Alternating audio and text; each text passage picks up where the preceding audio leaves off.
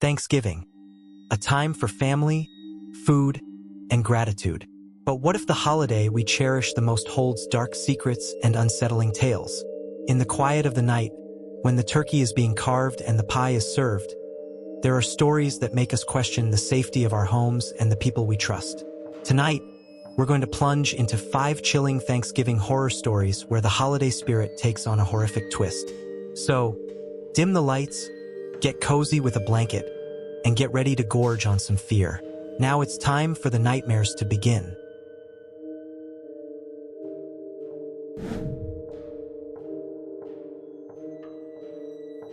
It's always been a family event, with people usually gathering to share food and fulfill a sense of tradition. The holiday had been pictured as a lively celebration around the table with my relatives surrounding me, talking and sharing memories. But that all crashed last year. It all started when my cousin Sarah proposed celebrating Thanksgiving at a cabin rented by her husband. Sarah and her husband, Jake, had been boasting about this cabin for weeks, telling us how remote and picturesque it was. Photos showed its rather charming rustic decor, with the deep woods surrounding it like a protective barrier from the rest of the world. Honestly, it sounded perfect, just what we needed after the chaotic years we'd been having. The cabin was nestled deep in a forest, miles from any towns or cities, and strategically situated right next to a lake. The more we heard about it, the more appealing it seemed. The thought of a quiet Thanksgiving, free from the usual rush of people, was enough to convince my parents, my aunts, and uncles to pack their bags and head out to the wilderness. And when we finally reached the cabin, everything I had imagined was there. This cabin was endearingly antique, having aged old wooden beams and a stone fireplace which brought the whole dashing affair an old-world feeling to it. It was the type of house one sees in a postcard, with the tall pine trees standing as if on guard all around the house and a serene lake reflecting this cool, autumn sky. The place just had something indescribably peaceful about it. Still, something was not quite right either. It was subtle, a feeling I couldn't quite place. It gnawed at the back of my mind. The inside of the cabin was even cozier than I had expected. Large windows that boasted thick curtains, antique pieces of furniture in every room. Most of it looked like it had been here for decades. There was this old portrait above the fireplace. It just showed a family in dark clothing. Their faces were shrouded in shadows in the dimmest of light, and yet, they were not familiar, but I couldn't stop staring at them. Something with their eyes seemed hollow, like they weren't really there. We all settled in, unpacking, setting up for dinner, and the mood began to lighten as the smells of turkey and pies filled the air. I remember it as any other Thanksgiving, a moment in which my parents were preparing the meal inside. My cousins had arrived and begun unpacking, and I with the aunt and uncle were staying at home in the sitting room talking about old times. Cracking fire in the hearth lit up the whole room. Then the miracle happened. At dinner time, it happened that I was standing by a great window, peering into the forest, as I saw something peculiar, a figure moving through the trees. At first, it seemed like the wind would blow branches off, but when I looked closer, I could make out a shape. It was tall, darker than the surrounding shadows, moving slowly. It was as if I was watching someone walk through the trees, but there was no sound. It wasn't even a human. It didn't move like one. My heart skipped a beat. I turned to tell my aunt, but when I looked back at the window again, it was gone. "Did you see that?" I asked her, my voice shaky. She looked at me, confused. "See what?" I tried to explain, but to my astonishment, she didn't seem to understand. Perhaps it was nothing. I didn't want to be the spoilsport, so decided to let it pass, joined in everybody's dinner. But that sensation, that feeling of something creeping and making me feel that something was wrong, was not letting go. As we sat down to eat, I tried to pay attention to the meal being in front of me and then listen to those around me. Yet something in the atmosphere seemed to be off. I kept seeing movements out of my eye corners, as if some imaginary reality was unfolding before me. Every time I tried to turn or see what it was, it vanished. I told myself it was just the darkness, the way the lights flared intermittently, or my mind playing tricks with me, but it wasn't.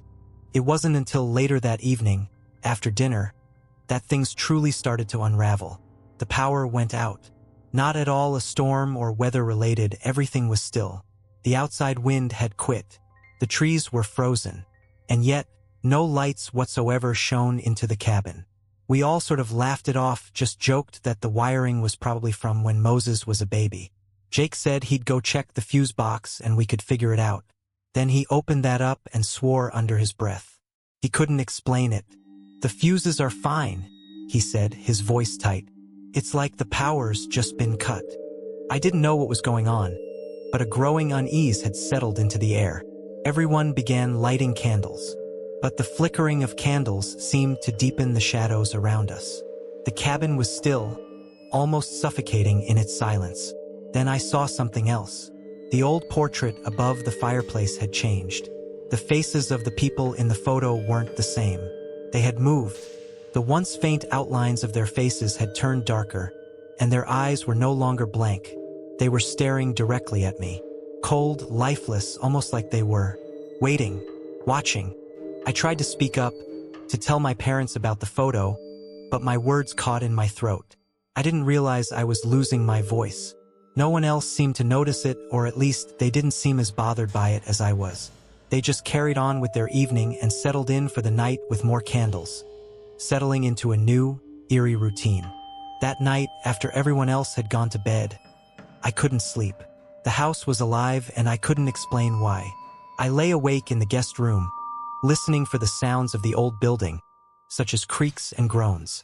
I could hear footsteps, faint but distinct, moving through the hallway outside my door. Up I got, convinced that it must be one of my cousins. But the hallway was empty. No one was there.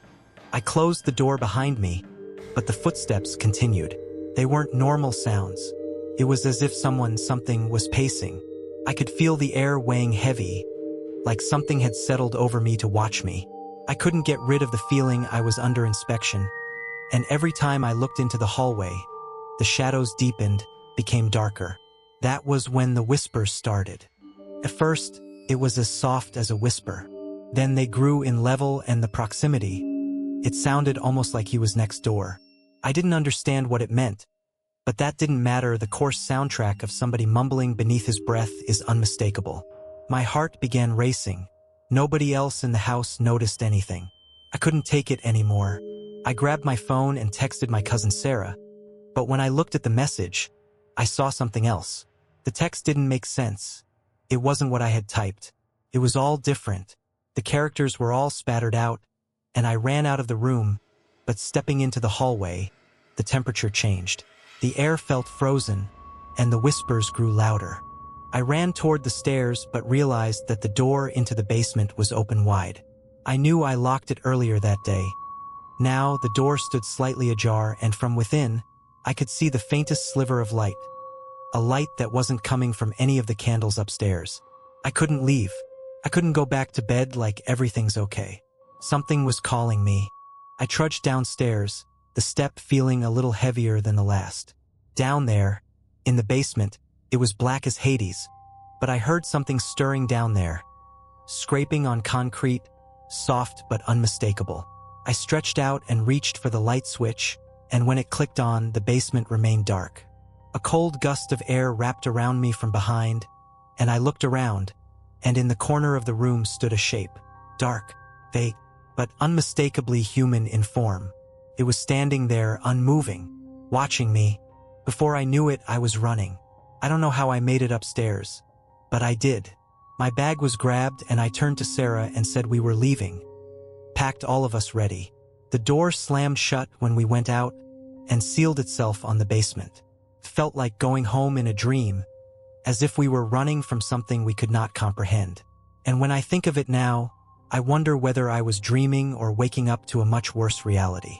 The only thing I am sure of is that I don't want to go near the cabin again.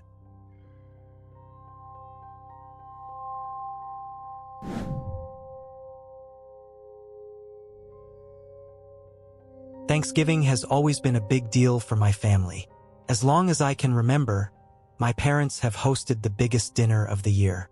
A massive spread, kids running around, adults gathering at the table reminiscing, laughing, just a warm, joyful tradition. This year was different. I had still never hosted a holiday, as my parents had decided to downsize to a much smaller house across town. This was the first time I would ever have the responsibility of hosting the holiday. I was excited, but a bit overwhelmed. After all, there was so much to do. Thanksgiving morning dawned pretty routine.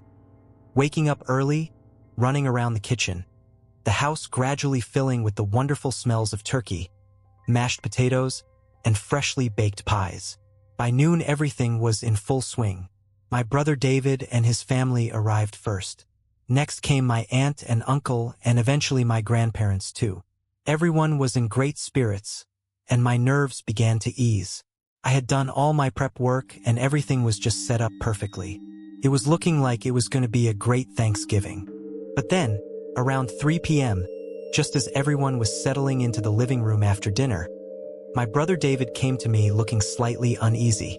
"Hey," he said, lowering his voice.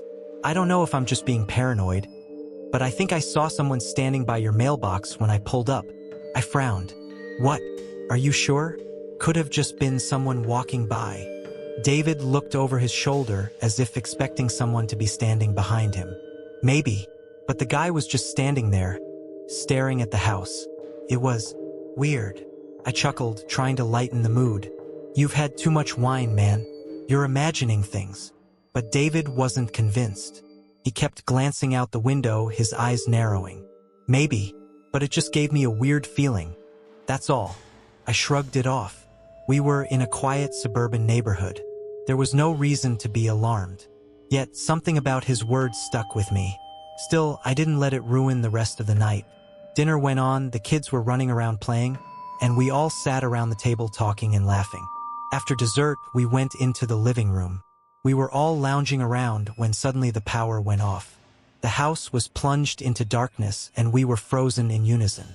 My mom gasped, holding onto my dad's arm. My dad stood up to check the breaker, but it flashed before he got out of the room and flickered back on. It was like a glitch. One swift flash and everything seemed okay after that. I let out a small sigh of relief. It was probably just the old wiring in the house. But as I looked out the window, things took a weird turn. The streetlights outside were on, but everything around the house seemed darker than it should have been. Almost as if the light was being swallowed up by the night. My stomach tightened, but I said nothing. My parents had been in the house only for a couple of months, so I assured myself that it was some kind of malfunction with the neighborhood's power grid. "Do you have a breaker box?" David asked me, his voice low. "Yeah," I said, getting up. "It's in the basement." I took a flashlight with me as I headed down the stairs. The basement door would creak very loudly when I opened it to go inside. The cold was suddenly palpable in the air. I gulped hard, and there was more than just the temperature to make me uncomfortable. The cold silence was almost pressing against my chest. My heart began beating in increments as I descended the stairs. I always found the basement a tad unsettling. Tonight, however, it seemed different. I swept the flashlight beam around, trying to locate the breaker box. As I directed it toward the corner of the basement, I froze. In the dust on the floor, a single footprint in mud. Large, too large to be one of ours. It looked like it had been made recently. The mud was fresh and left a trail leading toward the far corner of the basement. I stood still, breath caught in my throat. Someone or something had been down here. "Hello," I called out, but my voice sounded too small, too fragile against the oppressive silence. The flashlight flickered, casting long, uneven shadows along the walls. My skin crawled, and I hurried back up the stairs, feeling like I was being watched. When I reached the top, I could barely breathe. I shook my head, telling myself I was imagining things. I didn't want to cause anyone distress, so I slipped back into the living room like everything was normal. But I looked about the room and saw something that caught my eye. The dining room table had been cleared of any dinner dishes, but there was one additional plate at the far end of the table. The plate was placed just perfectly with a fork and knife set just so, but there was no food on it. "Did anybody put that plate here?" I asked, my voice trembling. Everybody shrugged. "No," Mom said, her eyes wide. "We didn't do it." I looked at the plate. I could swear it hadn't been there when we'd sat down to eat. But now it was as plain as the nose on my face sitting in front of an empty chair. David came up behind me, his face pale. "What the hell? Is this a joke?" I shook my head, my stomach flipping. "No one here did this." That's when we heard it. A faint scraping sound coming from the basement. It was a slow, deliberate noise, like something or someone was dragging something heavy across the floor. Everyone went silent. We all exchanged nervous glances. My mom clutched my dad's arm. David grabbed my hand, his grip tight. "I'm going down there," I said, my voice trembling. David shook his head, his eyes open wide.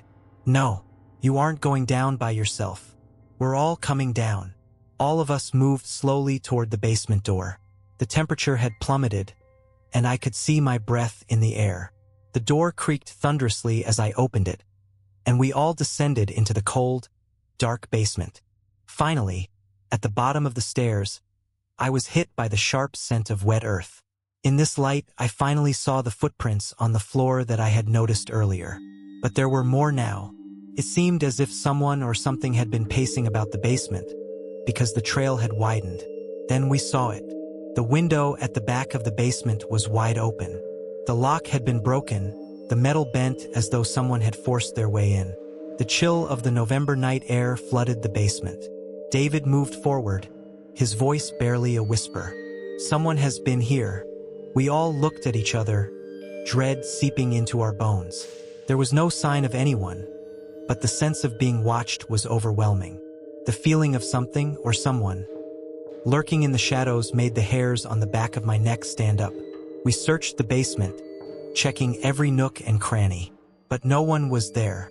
Whoever had been in the house was gone. We went back upstairs, trying hard to empty all that from our minds. The remaining night remained uneventful, though the atmosphere in the house remained heavy and rather thick with unease. We tried our best to keep the mood light, but the damage was already done. We couldn't shake the feeling that something was wrong.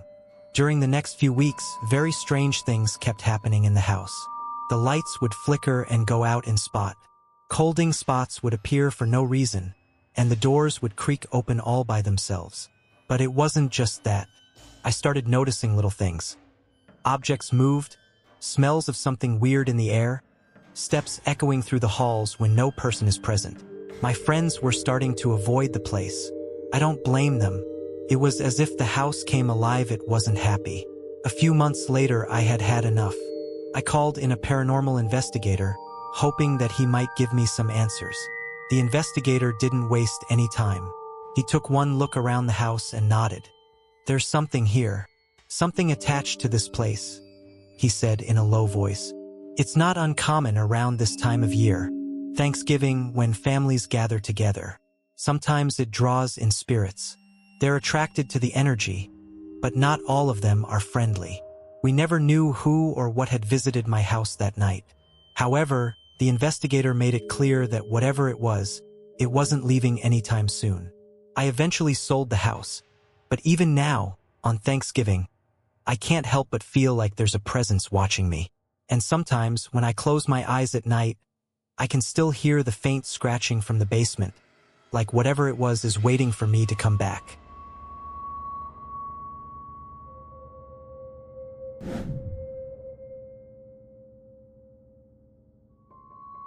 Thanksgiving, a holiday to be surrounded by family, food, and a deep sense of Thanksgiving. Or so it used to be. I look back on the years when I sort of felt that warmth, roasting aroma of turkey, and familiar laughter filled the dinner table. That all changed 3 years ago. It started with my Uncle Robert, the one with all the big ideas and always trying to impress. He suggested we hold the family Thanksgiving at his newly inherited home that year. He'd just recently inherited it from Aunt Martha, a woman most of us hadn't seen in years. She was a reclusive figure who lived alone in a huge, decrepit Victorian mansion on the edge of town. We all had heard the rumors about her, how she'd lived in isolation, how strange she'd gotten as she got older, but nobody listened. For one thing, she was the crazy aunt who never came out of her cocoon. Upon hearing Uncle Robert mention the house, everyone grew uneasy. The mansion had always been a sort of legend in our family. It was huge, stretched over acres and acres, tangled in ivy, hid in the woods miles and miles away from the closest neighbor. Few in the family had more than a glimpse of it from a distance, its spires rising from among the trees. To most, it would be a house of mystery more than anything else. But Uncle Robert had big plans. He was going to restore the place and make it into a family retreat. And, of course, Thanksgiving would be the perfect occasion to start that dream. I didn't want to go. Something just unnerved me about the house. And yet, I went, and for the life of me, I have no idea why I didn't say something. I wish I had. The ride to there was long, the kind of ride that would take you into another world. There was a heavy atmosphere around the mansion. The trees were large, pressing against the sky, filled with a strange kind of dampness in the air. And then there it was, the house towering, ancient, almost as if it had been waiting on us to come. The moment we stepped inside, I got struck by a chill. It wasn't the chill of outdoors, something deeper, something just wrong. The walls were all covered with dark wood paneling. The floors creaked under every step. The ceilings stretched up above, covered with intricate moldings and faded wallpaper. The air was thick with dust, an odor of something old lingering underneath, something that hadn't been touched for years. I could almost hear the house breathe, as if it were alive. But Uncle Robert was so eager that he was leading us about like we were on some sort of grand tour. He took us into the dining room, where the table had already been set.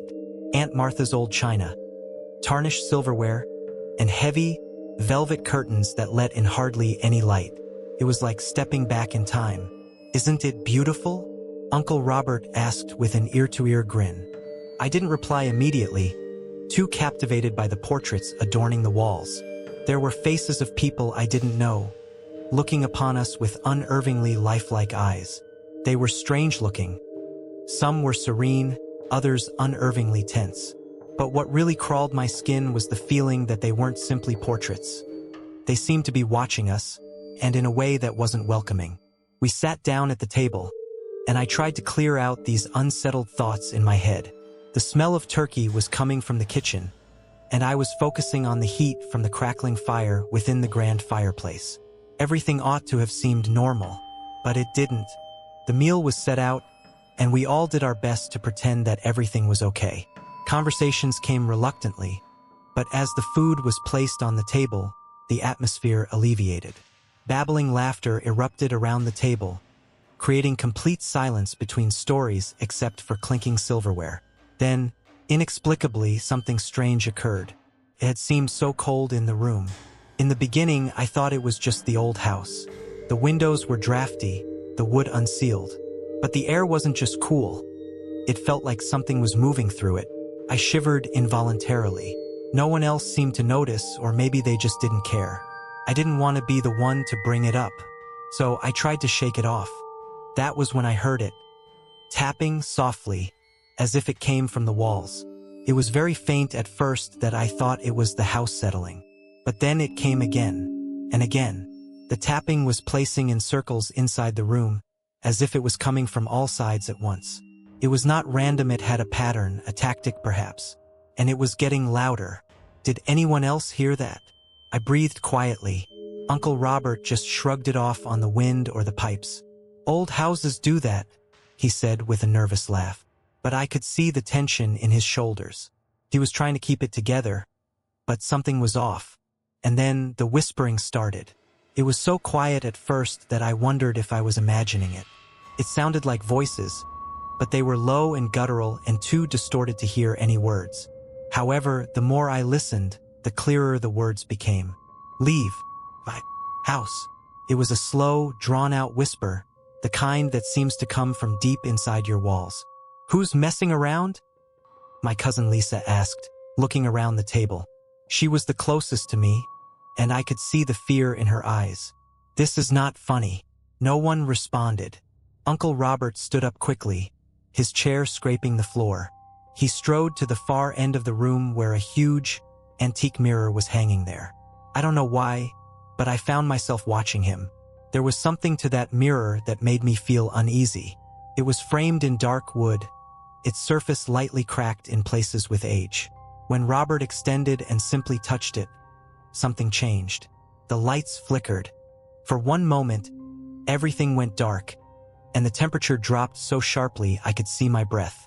It wasn't the house, it wasn't the weather, it was something else. Something wrong. Then the mirror began to glow. It was faint at first, a soft, ethereal glow that didn't feel real. Then the light made its way brighter and brighter still, until nearly it was blinding. My heart raced, breath coming in short gasps, and yet I seemed unable to turn away. And that's when it stepped out.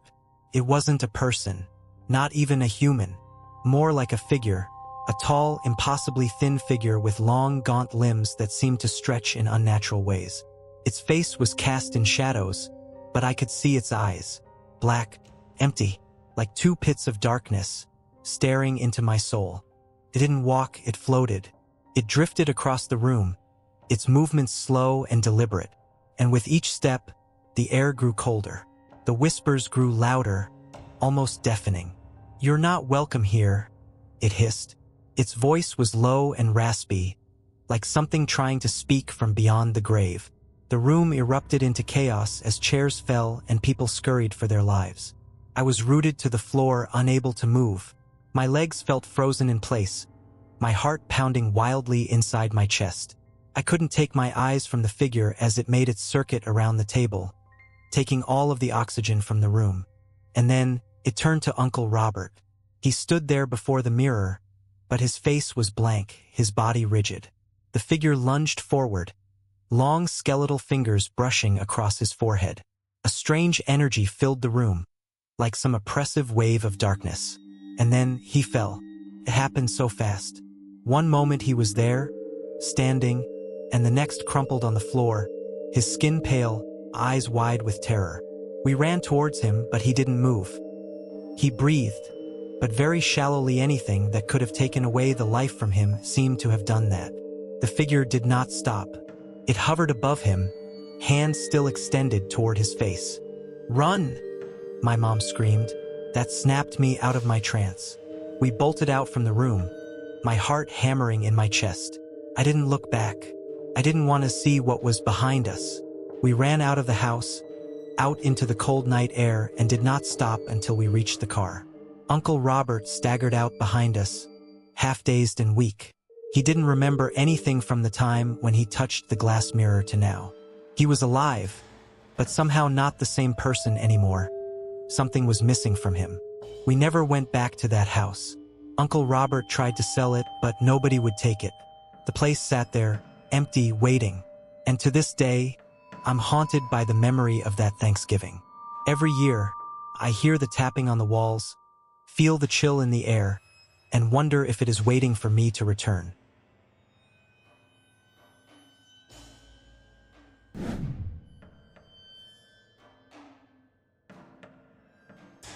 Thanksgiving. For most people, it's a time for family, food, and warmth. But for me, it's one of those nights I will never forget. Not because of the food or the family, but because of what happened that night, something dark and unsettling that still haunts me. It was the year I decided to bring my girlfriend, Sarah, to meet my family for the first time. I had warned her about my grandmother's house. How old it was, how it creaked, how it had this presence that no one could explain. I said it was the kind of place where history seemed to breathe, like the house itself walked on centuries. But Sarah just laughed it off.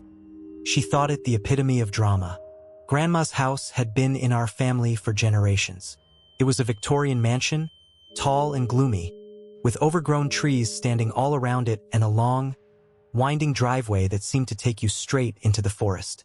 My grandmother had inherited it. I had never known any other home. Dark wood dominated the interior of the house.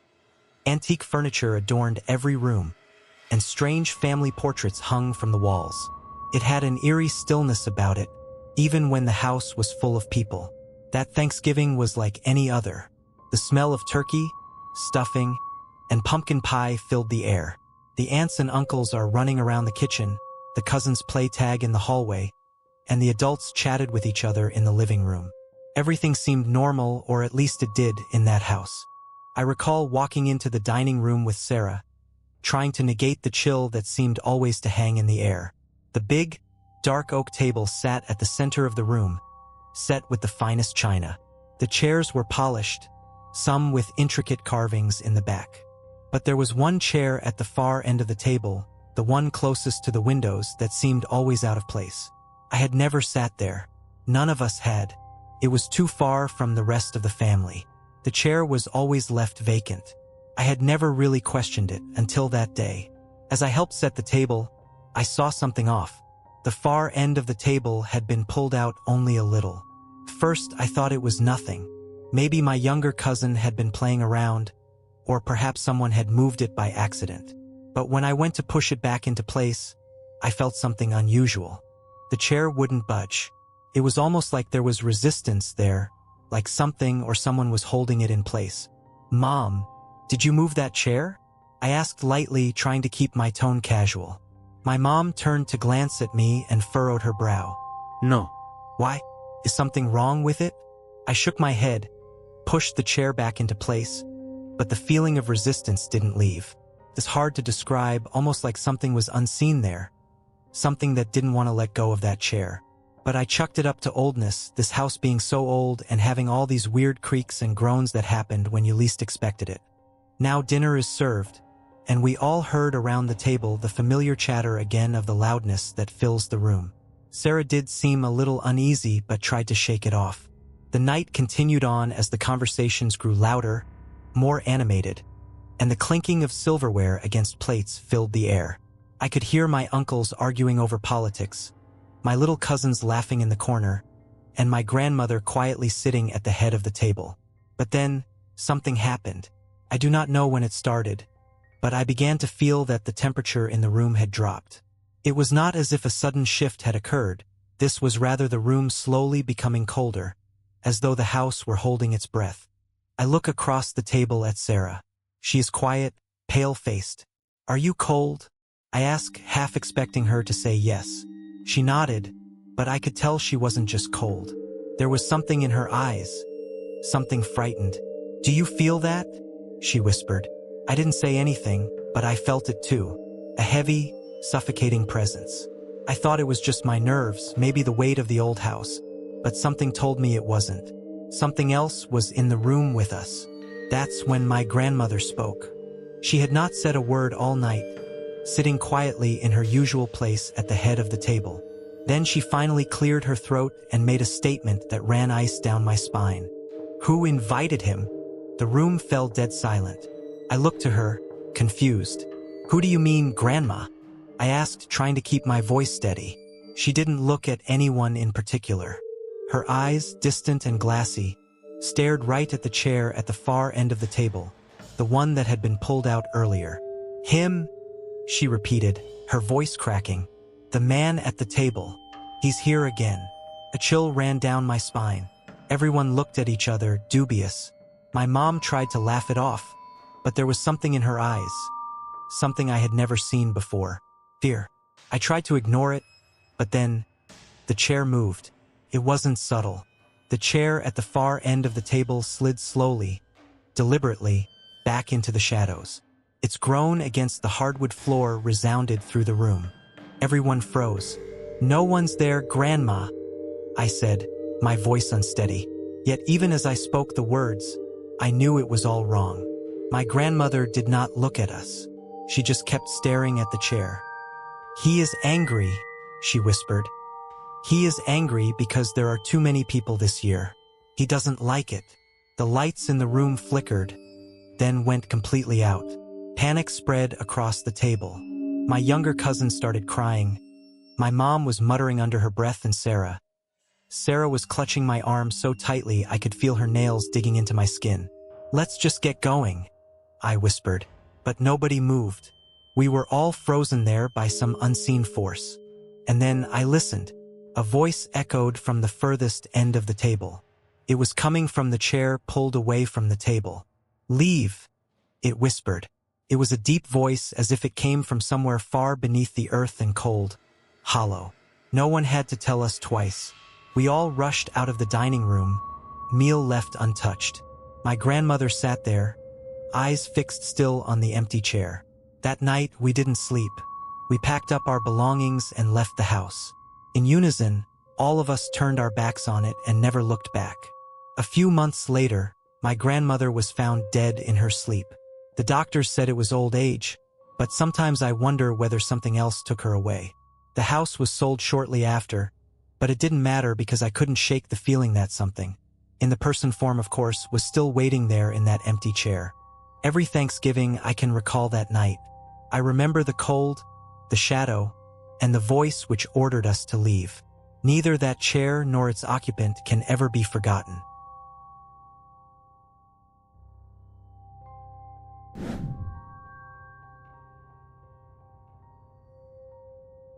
It was supposed to be just another Thanksgiving, the family gathering around, warm home full of turkey and pumpkin pie aroma and screeching laughter.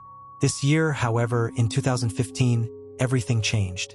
What began as a day of unity ended up being a night of terror, one that has followed me since then. I had arrived early, as I always did, washing and setting up the table. My aunt's farmhouse sat on the outskirts of town, miles from the nearest neighbor, surrounded by dense woods that seemed to stretch endlessly. The house itself was an old colonial-style building, built in the 1800s, with creaking floors and drafty hallways. It had a charm to it, but also an unsettling feeling, especially when the wind howled through the trees at night. I'd been there dozens of times before, but something seemed off that year. When I entered, the usual warmth that greeted me to family comfort was there, but beneath it lay a different tension in the air. My aunt was always lively and full of stories, but today, she seemed not quite like that. Her eyes flickered nervously as she greeted me. I shrugged it off. Maybe it was the stress of hosting the holiday, but I couldn't shake the feeling that something wasn't right.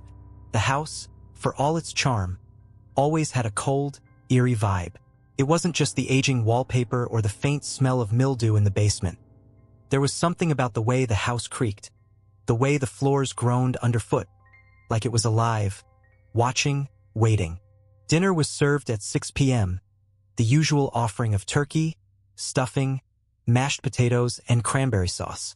The cousins were at this point laughing and retelling the most absurd stories ever told outside the walls of school, and my uncle told his latest fishing trip tale. The usual holiday noises filled the house. But every so often, I'd catch myself looking around, waiting for something to occur, something that I just could not quite put my finger on. At around 8 p.m., after dessert was served and everyone had settled into their usual post-dinner sluggishness, the first strange occurrence happened. The lights flickered. It wasn't a simple flicker, though.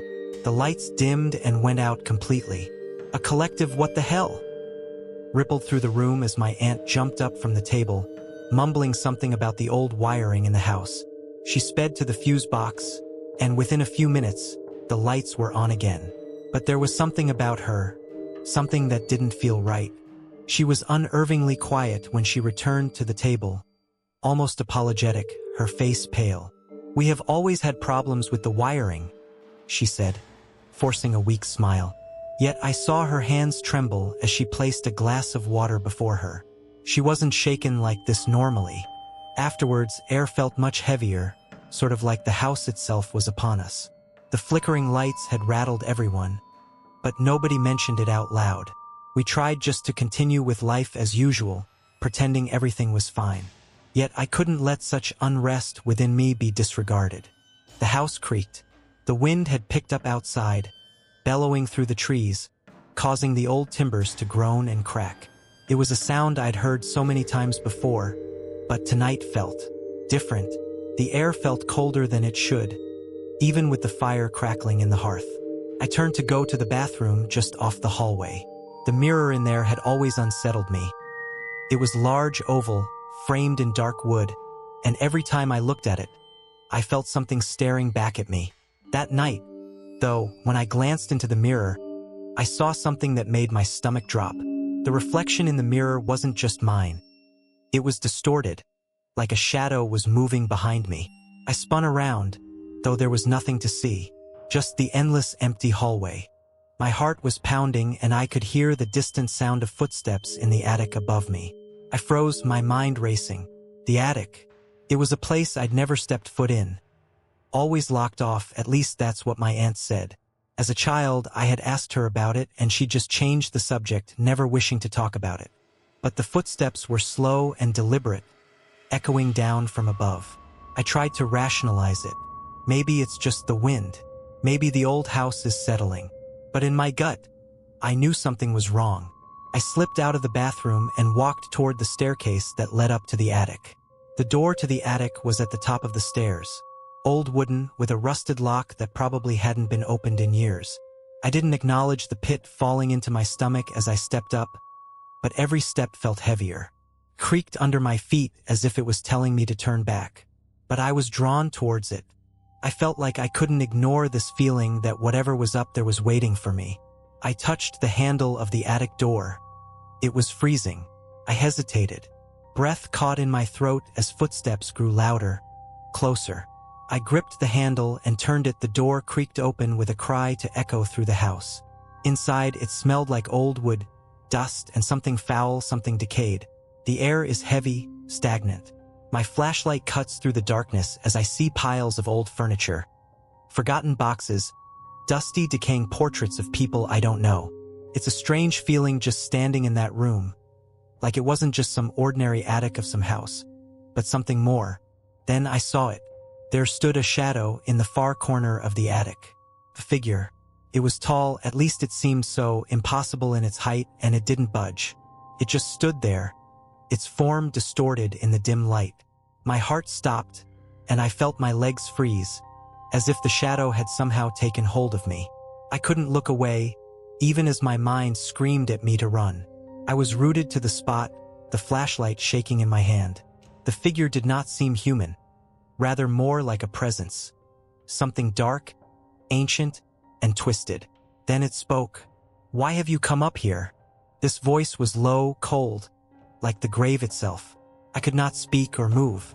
My throat was constricted, as if someone had sucked the air out of the room. Then, as quickly as it had appeared, the figure vanished. It didn't fade into the shadows nor withdraw to the corner. It was as if it had never been there at all. I took a step back, shaking all over, and turned to run down the stairs. My aunt was still sitting in the living room with her family as if nothing at all had happened. No one had an inkling, not even my aunt, of what I had seen. Who would believe me? They would think that I was imagining it all, or, worse, out of my head. But from that night on, I felt like something was following me. Presence. The shadow of the attic. At every Thanksgiving, every year that went by, I thought back to that night and wondered if I had just imagined it all. But deep down, I knew it was real. A few years later, that farmhouse was sold, and my aunt moved far away. But I never went back. I don't think I ever could. At night, if I close my eyes, it sounds as if people are walking in the attic, slow and deliberate.